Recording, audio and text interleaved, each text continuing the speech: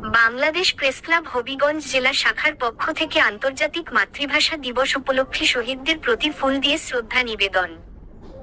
হবিগঞ্জ থেকে Shah Mohammad Farhad.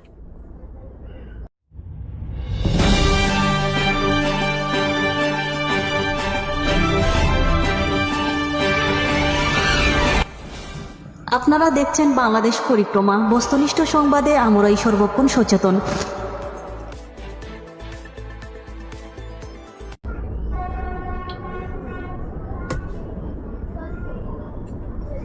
Bangladesh press club Habiganj জেলা শাখার পক্ষ থেকে আন্তর্জাতিক মাতৃভাষা দিবসে যাদের জীবনের বিনিময়ে 1952 সালের 21শে ফেব্রুয়ারি এই দিনটিকে আমাদেরকে উপহার দিয়ে গেছেন, তাদের আত্মত্যাগের বিনিময়ে আমাদের মায়ের ভাষা কথা বলার জন্য যারা শহীদ হয়েছেন তাদেরকে শহীদ দিবস শ্রদ্ধা ভরে স্মরণ ও পুষ্পস্তবক অর্পণ করেন হবিগঞ্জ জেলা শহীদ মিনারে।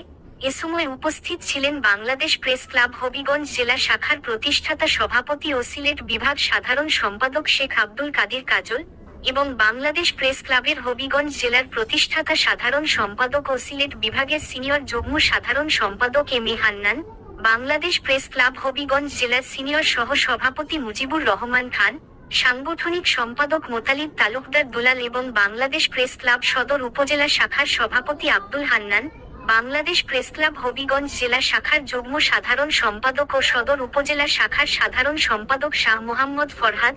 এতে আরও অন্যান্য সংগঠনের পক্ষ থেকে হবিগঞ্জ শহীদ মিনারে ফুল দিয়ে শ্রদ্ধা জানাই শহীদদের প্রতি।